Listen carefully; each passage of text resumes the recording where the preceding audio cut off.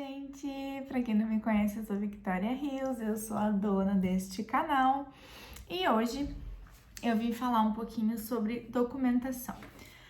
É uma coisa que me pedem muito para falar e eu quero deixar bem claro já no início desse vídeo que eu vou falar sobre o que eu sei, até aonde eu sei e o que eu fiz e o que eu estou fazendo para adquirir a minha documentação, certo?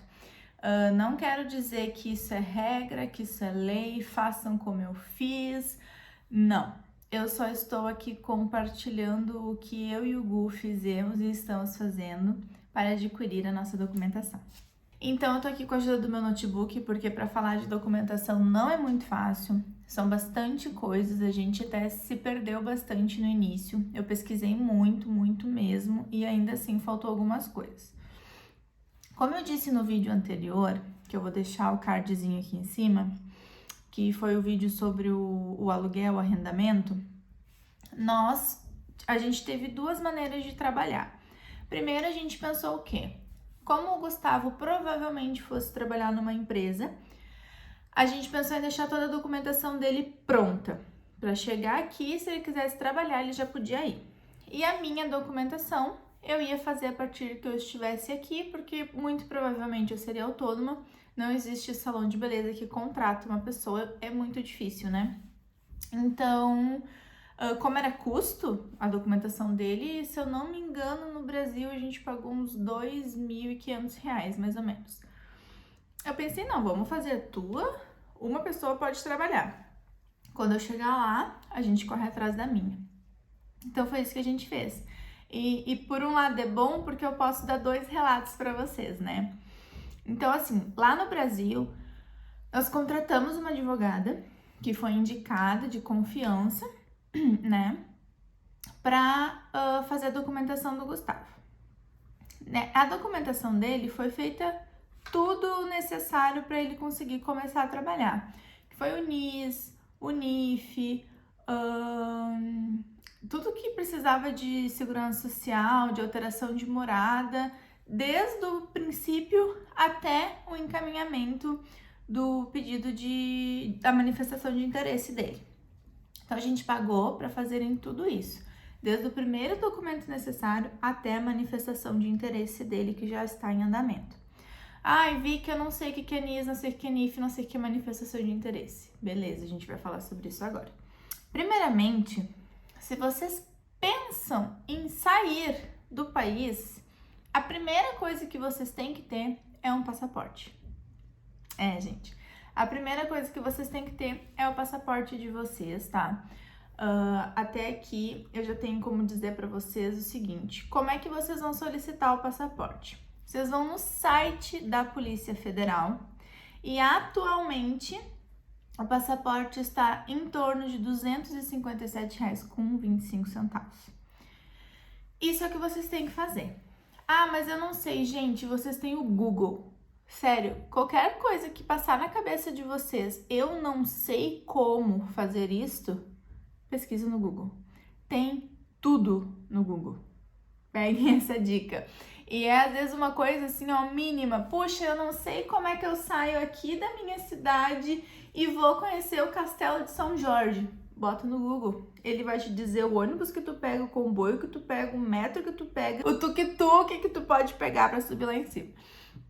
Então, assim, falando sério, passaporte, ok? Primeira documentação necessária. E chegando aqui, gente, o passaporte vai ser a vida de vocês como estrangeiros, imigrantes, entendeu?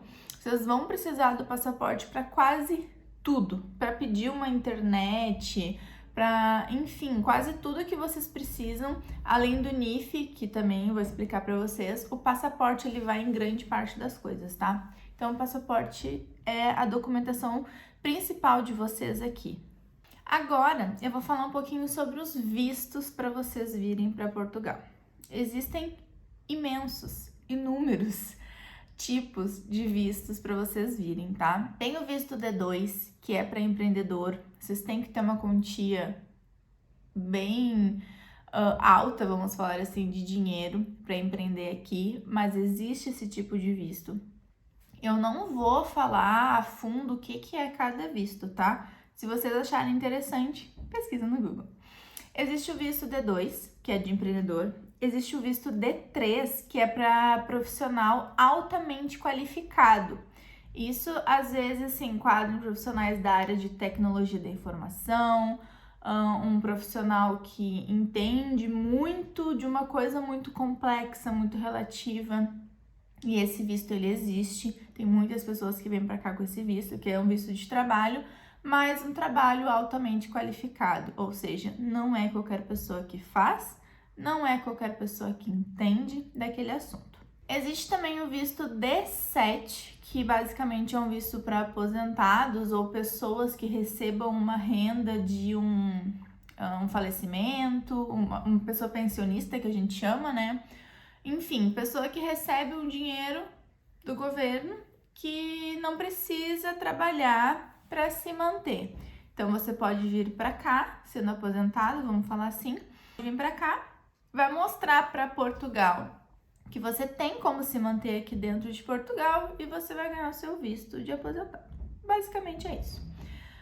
Outros vistos, visto de trabalho comum, né? Que é, por exemplo, você tá no Brasil, vai mandando currículo, quando vê alguém quer te contratar e essa empresa vai fazer toda a tua documentação e tu só precisa vir para cá com o teu visto de trabalho.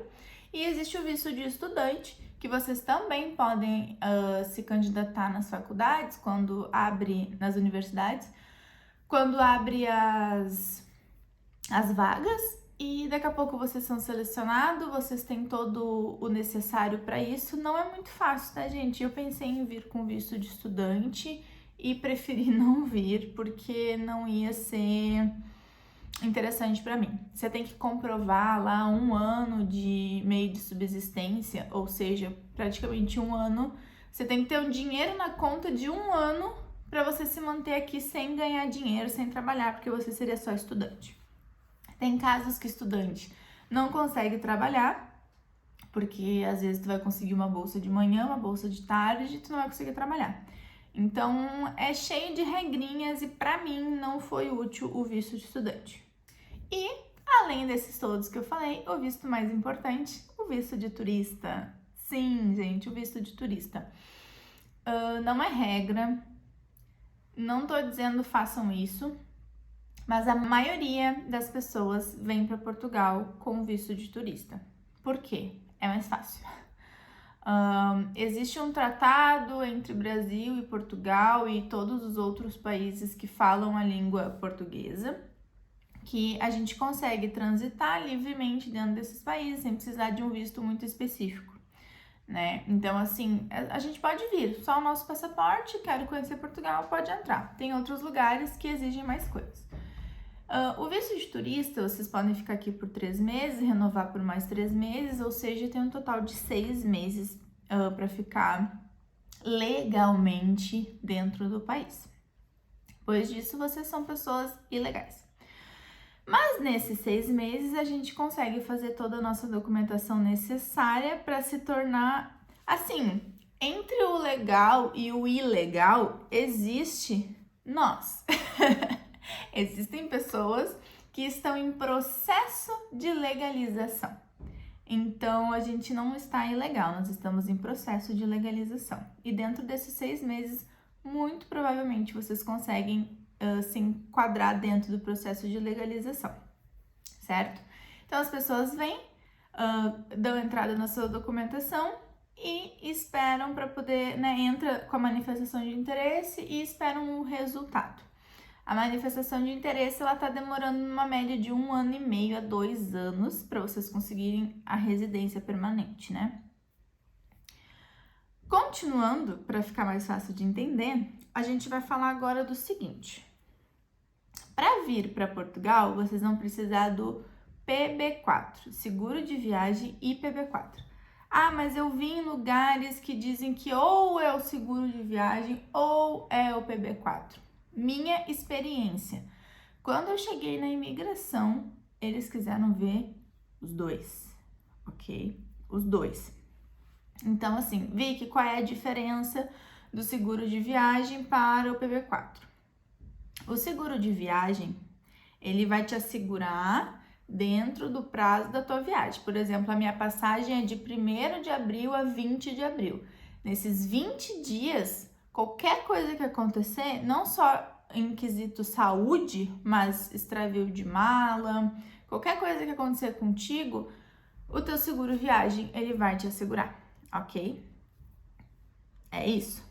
O que é o PB4?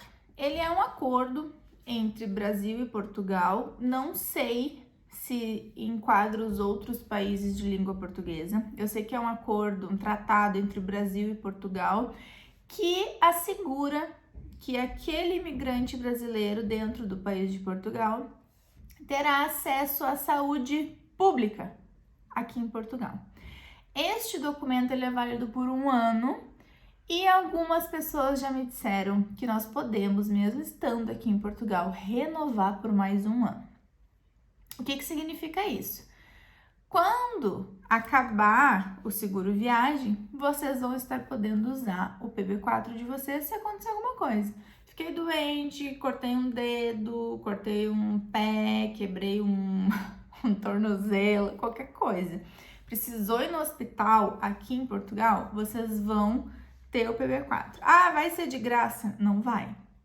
Mas a diferença é a seguinte, já me explicaram uma pessoa que trabalha aqui na área da saúde.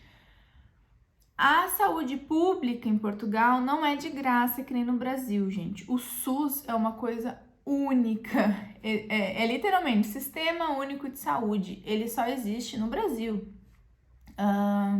Aqui vocês pagam, ok? Qualquer coisa que vocês precisarem ir no hospital, vocês vão pagar. A diferença é que, se você não tem documentação nenhuma e vai no hospital, você vai pagar, sei lá, 10 euros por alguma coisa, 20 euros por alguma coisa. Com o PB4 você vai ter o mesmo desconto que as pessoas, os portugueses que têm o número de utente têm. Se eles ganham 50% de desconto, com o PB4 a gente também vai ganhar 50% de desconto.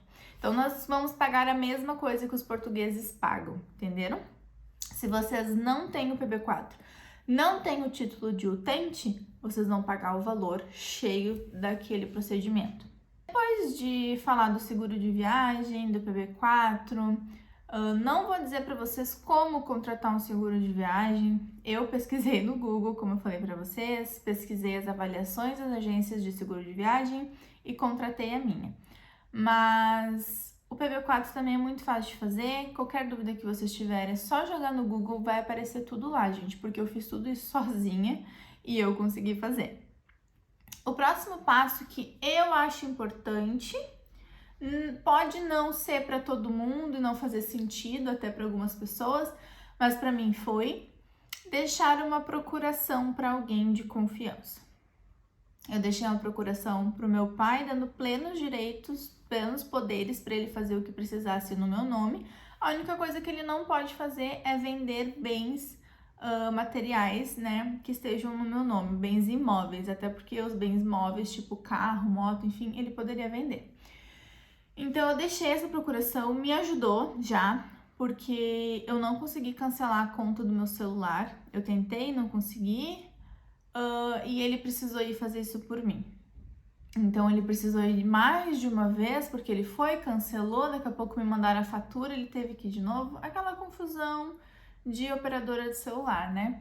Então já foi útil começando por aí. Eu deixaria uma procuração se vocês vão deixar coisas, por exemplo, eu e o Gu, meu marido, a gente não vendeu tudo e veio pra cá. A nossa casa tá lá, nossa mobília tá lá, nossas cachorras estão lá, então assim, tá tudo lá ainda. Se em último caso a gente quiser voltar, pelo menos a nossa casa e as nossas coisinhas ainda estão lá e a gente vai deixar por um tempo, certo? Então, isso é uma segurança que nós temos. Ok. Então, daqui a pouco, assim, queremos realmente ficar em Portugal, estamos apaixonados, não queremos ir embora daqui. Vamos vender tudo que tem lá, meu pai vai vender pra gente. Existe uma documentação que eu não sei se já falaram, as pessoas já falaram, eu realmente ainda não vi sobre isso. Não sei o quanto é verídica, tá? E realmente necessária. mas existe o ETIAS. ETIAS é um documento que a partir de 2023 aparentemente vai ser necessário apresentação. Esse ETIAS basicamente é uma autorização de viagem que será adotado pela União Europeia para autorizar a entrada de estrangeiros no território a partir de 2023. Lembrando que ele não vai substituir visto nenhum, ok? Ele é uma autorização para entrar no território europeu. E isso vai ser adotado a partir de 2023. Como eu sei que tem muitas pessoas se planejando, fiquem de olho nessa informação. Até lá isso pode mudar, pode, mas até lá também pode ser que realmente seja necessário e vocês precisem. Até onde eu sei, toda essa documentação vai ser feita online, preenchida de forma online, e talvez vai ser só mais um documento que vocês vão ter que trazer e apresentar na imigração. Agora a gente vai falar dos documentos que vocês vão ter que providenciar quando chegarem aqui em Portugal, que foi o que eu fiz. Se vocês não fizerem a documentação por um advogado ou por uma pessoa que possa fazer isso por vocês, vocês vão ter que fazer dessa forma. Lembrando que o nosso processo, o processo do Gustavo com o advogado, a gente começou 3 meses antes da nossa viagem. E 1 mês antes da gente vir, ele já tinha tudo. Ela estava só esperando ele chegar para fazer alteração de morada e dar encaminhamento à manifestação de interesse dele, certo? Então ele já tinha tudo isso e eu, quando cheguei aqui, comecei a fazer tudo isso. Vamos lá. Se vocês chegarem em Portugal e têm um visto válido, como um visto de trabalho, um visto de estudante, um D7, enfim, se vocês já têm um visto válido, a primeira coisa a fazer é a marcação no CEF, né, para pedir o título de residência de vocês. Cheguei em Portugal, eu não tenho nada, só o passaporte. Primeira coisa que vocês precisam fazer é o NIF de vocês. O NIF é como se fosse o nosso CPF aí no Brasil, certo? E é a primeira coisa que vocês têm que fazer, gente, sério, é muito importante. Eles pedem NIF para tudo. Quer botar o NIF na nota? Para comprar não sei o que tem que ter NIF, para pedir internet o NIF, o NIF. O NIF é para tudo aqui e é necessário. Então, o NIF, o que significa NIF? É número de identificação fiscal. E como eu disse para vocês, ele corresponde ao nosso CPF aí no Brasil. Para fazer o NIF, vocês vão precisar de um representante fiscal do território nacional, que seria aqui português, né? No caso, eu tive a minha tia, ela foi comigo e assinou para mim. O que eu precisei levar? O meu passaporte, o comprovante de residência do Brasil, tá? E levar a minha tia para assinar para mim. Então, o NIF ele é feito nas finanças. Vocês vão ter que chegar aqui, ver em qual região vocês estão, qual é a finanças mais próximas de vocês e ir. Eu fui nas finanças das Laranjeiras, aqui perto de Lisboa, foi bem rápido de chegar lá, só de chegar lá, porque nós chegamos 6h30 da manhã e, se eu não me engano, a gente foi atendido só às 4 da tarde. Foi bem complicado, é bem cheio. Talvez tenha dias e horários, mas quando a gente foi, porque eu e a minha prima viemos junto, né? E a gente foi fazer esse documento. A vantagem foi o quê? A gente ficou das 6h30 até as 8, até a hora que abria, 8, 8h30 na fila.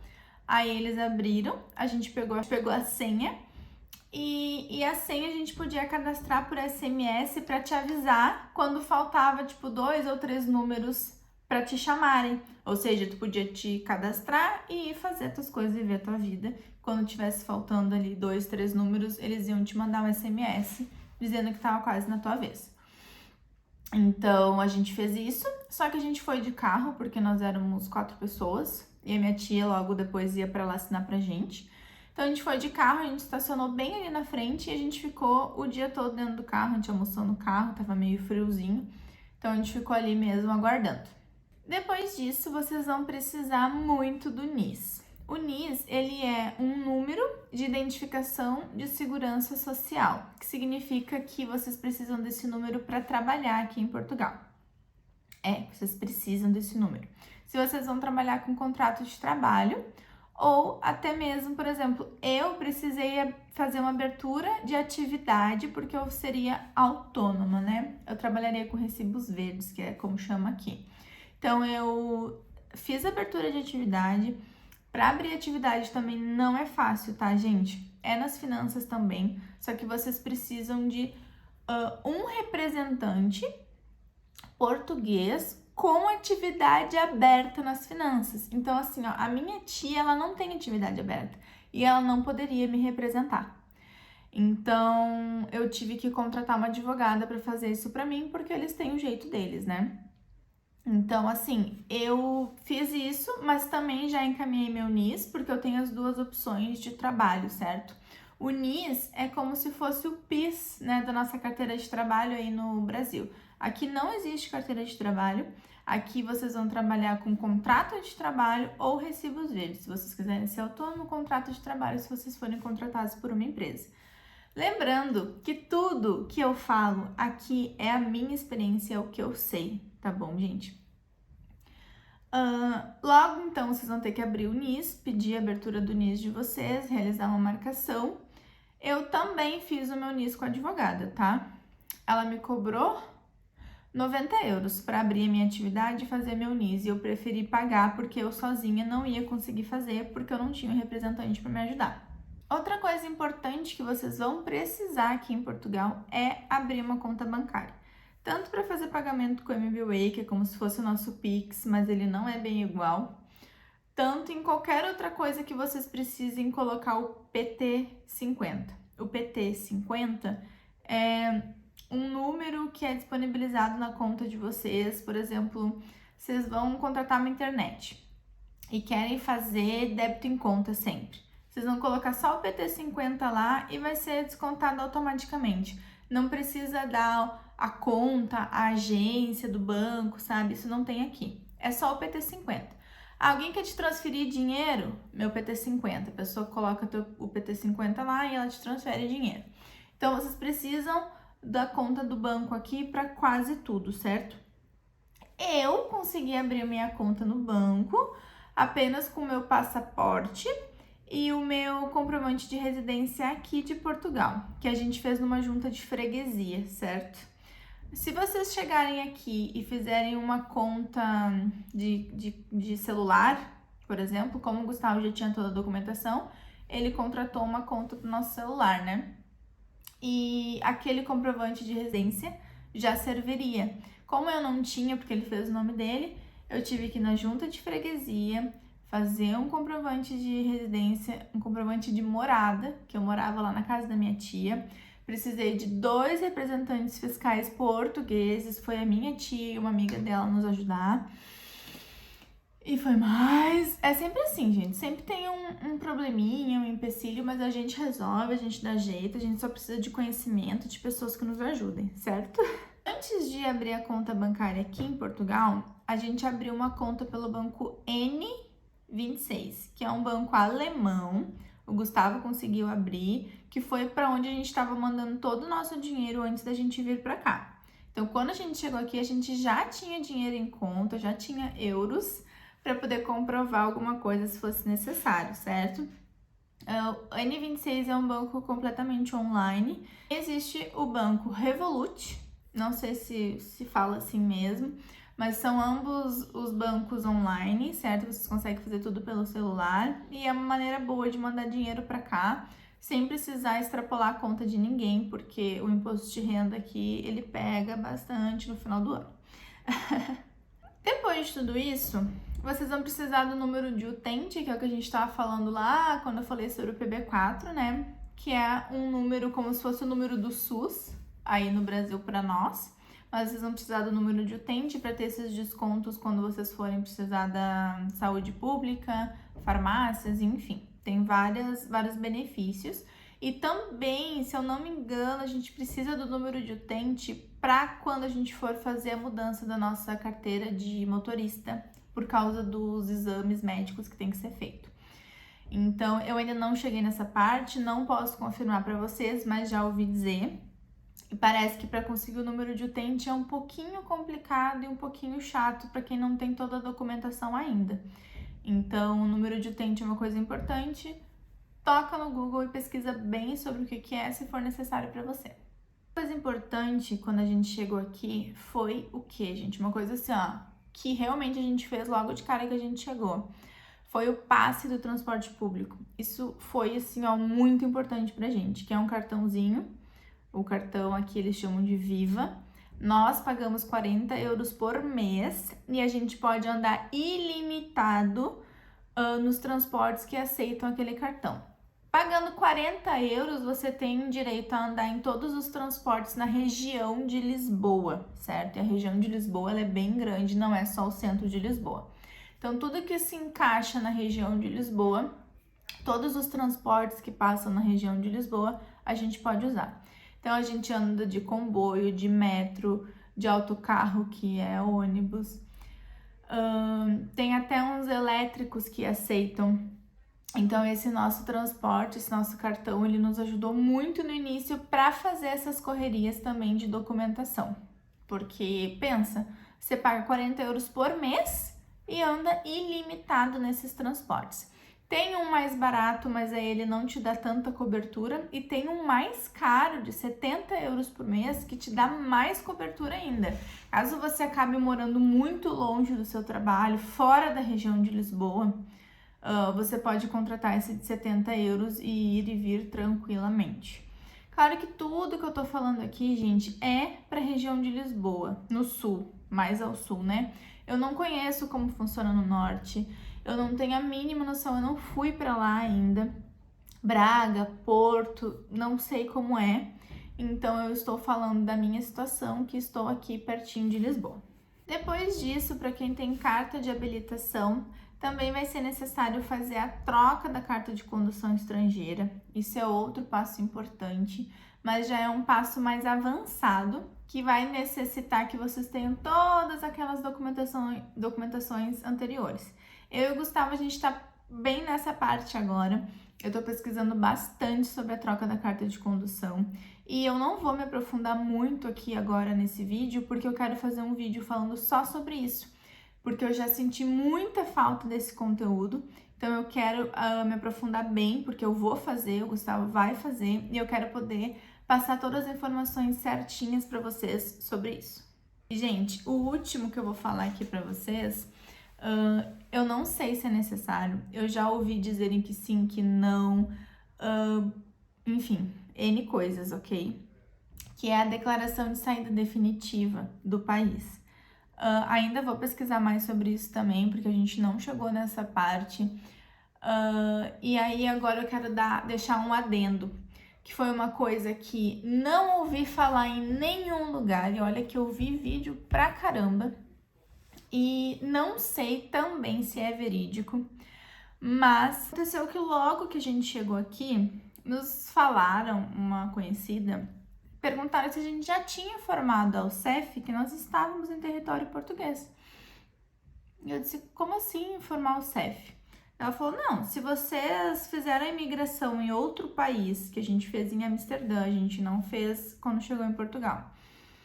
Portugal não sabe que vocês estão aqui. Vocês têm que informar o CEF, porque o que acontece? A maioria das pessoas que vem por reserva de hotel, enfim, o hotel ele faz essa informação automaticamente que as pessoas estão aqui.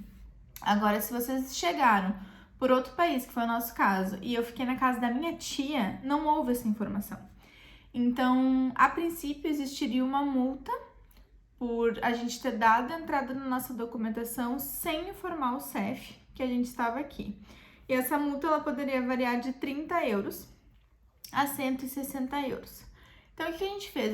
Eu perguntei para minha advogada, a minha prima perguntou para a advogada que ela conhece. Esses advogados nos responderam que essa multa ela não está sendo cobrada agora por causa essa multa não está sendo cobrada agora por causa disso, mas que assim que não existisse mais, a multa voltaria a ser cobrada. Por quê? Porque para a gente informar o CEF que estamos aqui, a gente teria que fazer um agendamento, teria que ir lá, levar a documentação, enfim, é algo do tipo. E o CEF ele não está fazendo esse tipo de agendamento agora por causa dessa situação toda. Então, nós fizemos o quê? Arriscamos e não fizemos essa tal informação, até porque não tem como fazer. A gente deu uma procurada, não tem muito assunto sobre isso. Eu nunca ouvi ninguém dizer nada sobre isso. Então, assim, fica um adendo, ok? Para quem tá pensando em vir lá pro 2023, enfim, no fim desse ano de 2022, 2023, se informe um pouquinho mais sobre isso. Nós ligamos pro CEF, tá, gente? A gente perguntou, eles disseram que não precisava fazer por toda essa função. Quando tivesse que fazer novamente, eles iam informar. Então, uma coisa importante é vocês seguirem a página do CEF no Facebook. Eles postam muita informação e muita coisa interessante lá também, ok? Essa última informação que eu estou dando agora é só para vocês terem ideia de que talvez isso seja necessário um dia, para que vocês pesquisem e se informem para não ter que estar pagando essa multa depois, certo? E por fim, eu quero dizer para vocês que essas são as informações que eu sei, que eu tenho até agora.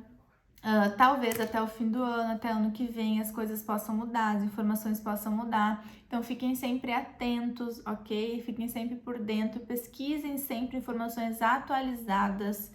Às vezes a gente abre uma informação que é de 2016, 2017, porque no Google tá tudo ali, né? Então, olhem a data que aquela informação foi postada, isso é muito importante, isso fez muita diferença pra mim. Porque, gente, a cada 15 dias mudava uma informação, mudava uma regra, a gente precisou de teste, a gente não sabia onde fazer o teste, a gente pagou caro nos testes. Então, assim, não foi muito fácil mesmo, tá? Então, sempre as informações estão mudando sobre a carteira de vacinação do Brasil, agora está sendo aceita aqui, antes não era aceita. Então, essas informações estão sempre mudando, graças a Deus as coisas aqui para esse lado estão se acalmando, agora tem a guerra, né? Mas quanto à questão que estava acontecendo, pandemia e tudo mais, tá tudo mais tranquilo. Então, essas são as minhas informações, essas são as dicas que eu tenho para dar para vocês. Espero que esse vídeo não fique muito longo, mas muita gente me pediu e eu vim aqui, eu pesquisei, eu estudei e vim fazer isso para vocês. Então, por favor, deixem um likezinho nesse vídeo, mande esse vídeo para alguém que precise saber sobre alguma coisa. Eu sempre tô postando informações lá no meu Instagram, tanto sobre preços, documentação, quando sai alguma notícia. Então, mais uma vez, eu vou deixar meu arroba aqui. Vão lá no meu Instagram, me sigam para saber bastante informações e se inscrevam no meu canal, gente. É muito importante para mim, para eu continuar criando esse conteúdo para vocês. E é isso, fiquem de olho nos próximos vídeos que vai ter mais vídeo informativo sobre documentação. E é isso aí, até a próxima!